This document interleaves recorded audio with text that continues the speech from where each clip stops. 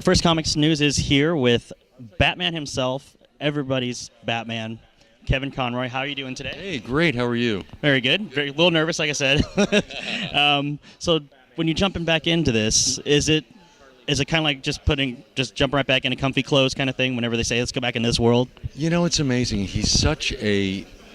I feel like I know him so well at this point. He's like an old friend. I click into that character. And for me, it's never been about playing at being Batman. Batman is who he is in his nature. Bruce Wayne is the performance he puts on for the world. And that's been my trick to approaching the role. So whenever they ask me to do the role, I jump at the opportunity. I love doing it. So yeah, I mean, you did video games, you've done the animated movies, regular series. Yeah. Has there ever been a favorite genre you've done, or is it? I think everyone always loves their first one the most. So Batman the Animated Series would always be my favorite, just because the artwork was so beautiful, and the writing, and the cast, and the music, everything about it was so wonderful, and it was all so new to me.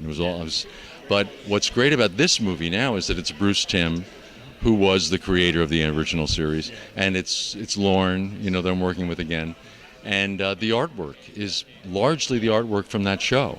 So I think the audience is going to love that.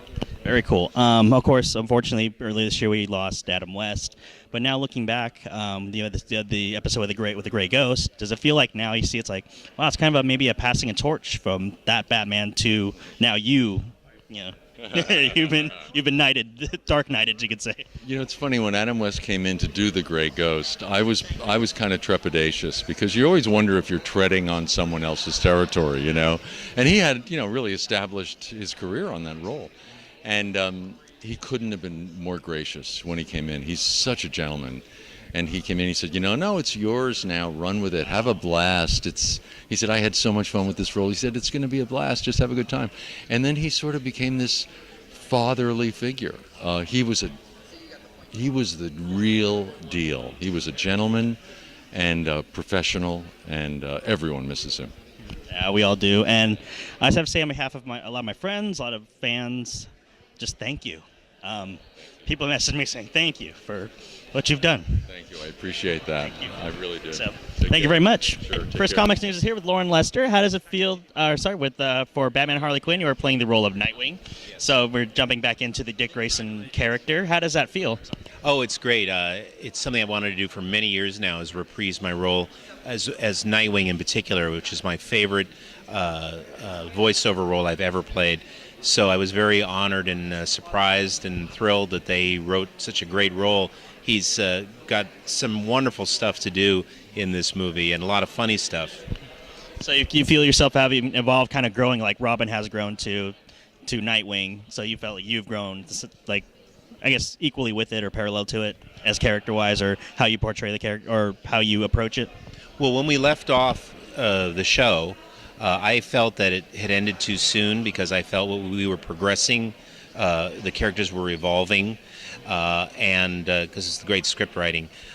Now we continue to that evolution, which is great. And then also when you go in the studio, of course, working with Kevin Conroy again, it's just kind of like, boom, let's do it right off the beginning, or it kind of takes a bit to, get the chemistry again? No, that chemistry is there and will never go away. No, we just... We're told that over and over again that he's the iconic Batman voice, and I'm the iconic Nightwing voice, and I think a lot of that has to do with the chemistry. Very cool. Well, thank you very much for stopping by. Sure. All right. Thank you. All right. First Comics News is here with the executive producer of Batman and Harley Quinn, Mr. Bruce Timm. How are you doing today? Good. How are you? Very good. So can you give us a little quick synopsis of what we got in store for this? I guess it's this bizarre chemistry of Batman and Harley. Yeah, when the story starts, Batman realizes that he needs Harley Quinn's help in tracking down Poison Ivy, because he knows that she's up to no good but doesn't know where she is. And at that point in time, Harley is freshly out of jail and trying to lead a normal life but not having a good, easy time of it. And then Batman kind of drags her back into the world of capes and cowls and masks. And they get together like oil and water. It's like they don't get along, and it's fun to watch. When it comes to something like that, when people have to write for that, like, is it hard when they're together to have something like someone like Batman who's just stoic, serious, and straight to the point, and there's Harley who is basically an unpredictable. Yeah, she's absolute chaos. It's actually kind of a no-brainer team up because Batman is so stoic and so strict and controlling. So to team him up with somebody who is absolutely anarchy, it's bound to have sparks fly, and hopefully it'll be fun to watch for people. And also, you've with starting with Batman the Animated Series coming up to now, it's the techniques have evolved. Like it's been, a lot of times it was basically just hand drawing, and now it's gone with digital. And is there a preference, or do you kind of like a hybrid, or you prefer that? Technically, we're still drawing most of it by hand. I mean, all of the animation is still drawn by hand, is animated by hand. We use very little digital assist on this movie. I think some of the vehicles are digital in certain scenes, but for the most part, it's still pretty much old school. We use a lot of the digital stuff for ink and paint and for camera, but it still kind of has the look and feel of the old show. It's just a little crisper. Okay. And one last thing, with Harley, of course, we see the original, like her basically in her original gear. Yeah. How do you feel about how she's evolved, what you've seen like with the Arkham Asylum or even the Suicide Squad version, or a lot of the other versions you see in different versions of comics? And I'm of two minds about it. On one hand, I really love our classic version of Harley, but at the same time, I have taken other classic DC characters and put my own spin on them. So it's only fair that other people can put their spin on this character that I co-created. So it's all good, and certain versions of her I like better than others. I really like what Jimmy and Amanda are doing with her in the comics. So it's like I said, it's all good. Awesome. Well, thank you very much for stopping by. You bet. First Comics News is here with Paget Brewster, Poison Ivy herself in Batman and Harley Quinn. So when you step into a world like that Bruce Timm has created for Batman that has such a huge following and been, like everyone's saying, for 25 years, is there kind of a hesitation to do it? Is it like an intimidation factor? There's zero hesitation, but there's a lot of intimidation and the desire to honor his world and what he's created and continues to create. I also just really like the guy. When I was here a couple years ago, I had done Lois Lane for him, and now I've forgotten the name of that movie. Is it, you know it. it's on the top of my head. Oh, I know someone out there will know it. They can look it up.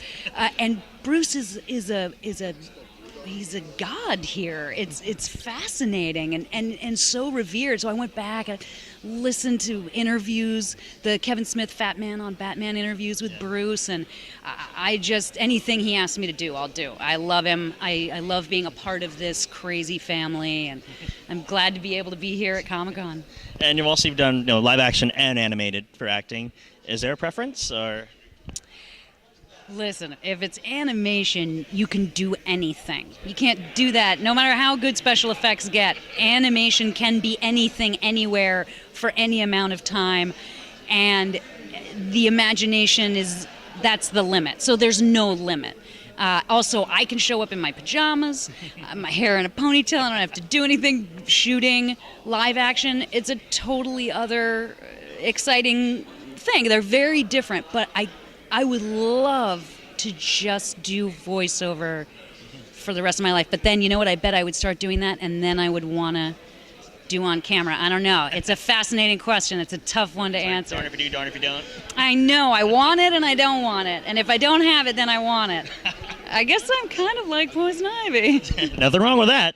Well, thank you for stopping by. Thank you. All right, and good luck with everything else, and congratulations on the movie. All right, I hope you like it. We're here with Kevin Michael Richardson here, of course, talking about Batman and Harley Quinn. How you doing today? Great. How you doing, man? Very good.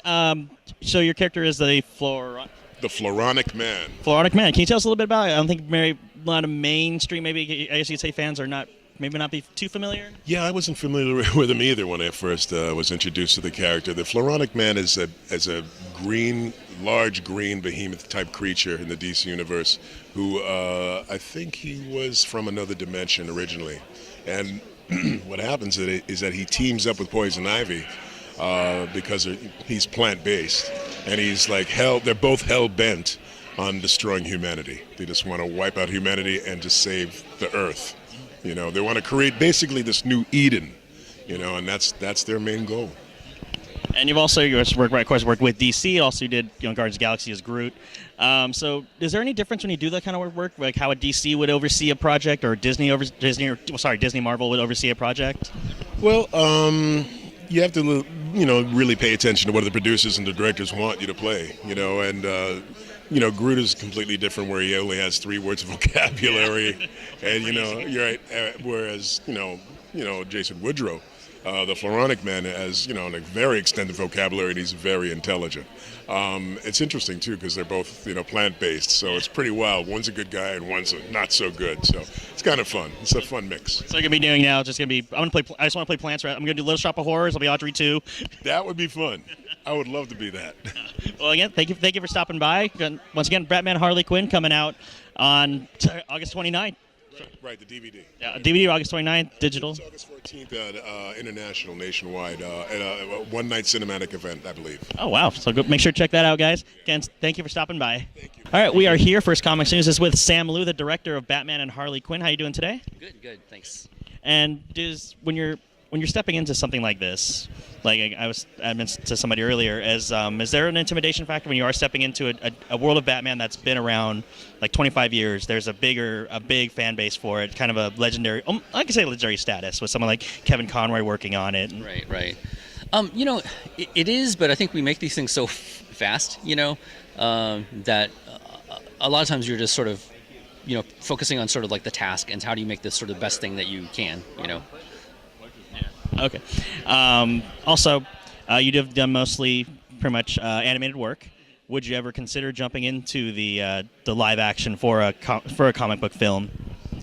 I mean, the simple answer is yes, obviously. I think it would be awesome, but I feel like it presents very different challenges,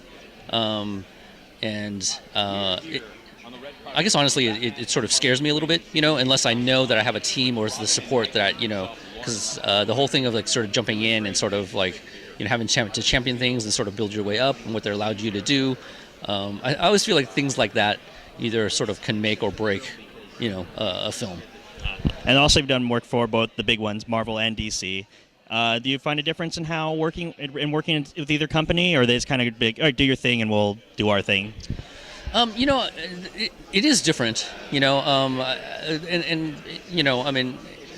I love working with DC is because, again, I'm working with, like someone like Bruce, somebody like James Tucker, right, who are absolute nerds and absolutely, like, they're like fans that love the medium. And so their level of care, and also I think their level of sort of like power, I suppose, within it, they're respected individuals within the company, so we were able to sort of, I think, carry it a little, closer to kind of like what we love. So yeah, I mean, hopefully that's the right way of saying it. Nothing wrong with that. Your answer to be better than mine would be. Well, thank you for stopping by, and congratulations on Batman and Harley Quinn. We're all looking forward to it. All right, thanks so much. Thank you.